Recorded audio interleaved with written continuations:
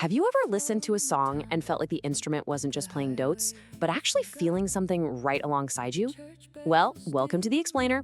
Today, we're diving into how a single, super specific instrument choice can totally rewrite the emotional DNA of an AI-generated track. Let's get right into it. So we are looking at this absolutely wild experiment from AME Lab 0004, and it asks this massive fundamental question for any composer or producer out there. Do you want your track to just sing, or do you need it to literally cry? Because, most instruments can carry a note just fine, but only some can carry a feeling that sits right in your chest long after the song ends. Okay, before we unveil today's variable, let's take a quick look back at our past acoustic tests, just to see exactly where we are on this sonic journey. Lab 1 gave us the super warm, intimate steel string. Lab 2 was all about that soft, inward nylon string. Lab 3 brought us a really wide, cinematic 12-string acoustic.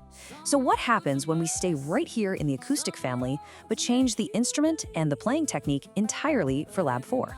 Let's find out. Section 1. Anatomy of the Resonator. The composer's lens. To really understand the emotion this instrument brings, we've got to put on our composer's hat and look at how this thing is actually built. It is fundamentally different from a standard acoustic. While a normal acoustic amplifies sound through a wooden body to give you this soft whisper or shimmer, a resonator guitar packs a literal metal cone inside. It acts just like a built-in speaker. So when you strum those strings, that metal cone blasts out this bright, deeply human, metallic warmth. I mean, it doesn't whisper, you guys. It speaks with raw, unfiltered authority. And honestly, it's not just about the builds, it's the technique. We aren't just strumming basic chords here. By tuning the guitar to an open chord and gliding a glass or metal slide over the strings, those hard metallic edges just totally melt away. Instead of landing cleanly, the notes bend, they glide, and they cry. One note just kind of slides right into the next, almost like grief sliding into a memory. You can't even tell where one note ends and the other begins. Section 2. Setting the musical scene, BPM and key. Now, as a composer, picking your instrument is really only half the battle. The environment you put it in is everything. So for this test track, we lock the AI prompt to exactly 78 beats per minute, not rushing and not dragging either. Tempo matters so much here. If you think about it, a fast 90 or 100 BPM is a fun journey narrative, kind of like a road trip. And dropping down to 60 BPM, that's basically just sobbing in your car. But 78 hits this absolutely perfect, steady, sweet spot. It's the tempo of a road that has been walked before. It's a heavy reckoning. And then we paired that 78 BPM with the key of A minor. A minor is just so emotionally direct. It sits really low, wide, and dark, but with ever feeling oppressive. It perfectly grounds our whispered, mid-low female vocal, so she doesn't have to strain or reach for high notes at all. She just rests right inside the key, making every single word feel effortlessly honest and completely worn in. Section 3. Lyrics meet metallic timbre, dust and diamonds. So, how exactly does this metallic, sliding timbre harmonize with lyrics? Just think about the bridge of our test song. I'm not who I was at the start, not yet who I'll be at the end. But here in the dust and the diamonds, I'm exactly who I need to be now. You guys, this isn't some shiny, polished pop song. It's a heavy story about a road that actually costs something. It desperately needs a sound with some real dirt in it. Because think about it, if you slapped these heavy words over a clean 12-string acoustic, it would just sound pretty. But the resonator gives it the heavy, lived-in weight of red clay roads and really hard choices. The resonator is literally the only instrument from our acoustic tests that could carry this kind of lyrical weight without just collapsing under it. So if you're composing or prompting AI, here is your absolute cheat code. The resonator is your bestie for Delta blues, Americana, and roots music. You want to use it for slower tempos, minor keys, and pretty much anytime your track needs a raw emotional core dealing with loss or resilience. Basically, if your song needs to feel like it has actual dust on it, this is your instrument. And when we finally heard the AI's output for Dust and Diamonds, it was wild. The resonator didn't just strum chords in the background, it actually conversed with the singer. Those slide phrases felt like real-time emotional responses. It proves that the AI doesn't just generate a flat tone, it pulls the instrument's entire historical DNA, like decades of 1920s and 30s Southern blues tradition, directly into your prompt. It actually remembers.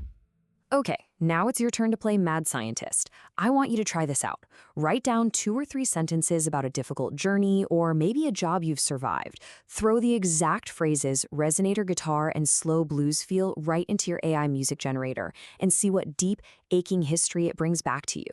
You're going to be amazed at what the AI hears in the things you've been carrying. We've explored 4 amazing acoustic worlds so far on this show. The warm steel, the soft nylon, the cinematic 12-string, and now this dusty metallic resonator. And honestly, this aching one might just be the most honest of them all, which leaves me wondering, what hidden musical history will your next instrument choice unlock? Thank you so much for hanging out with me on this explainer, you guys. Keep experimenting, and I'll catch you next time.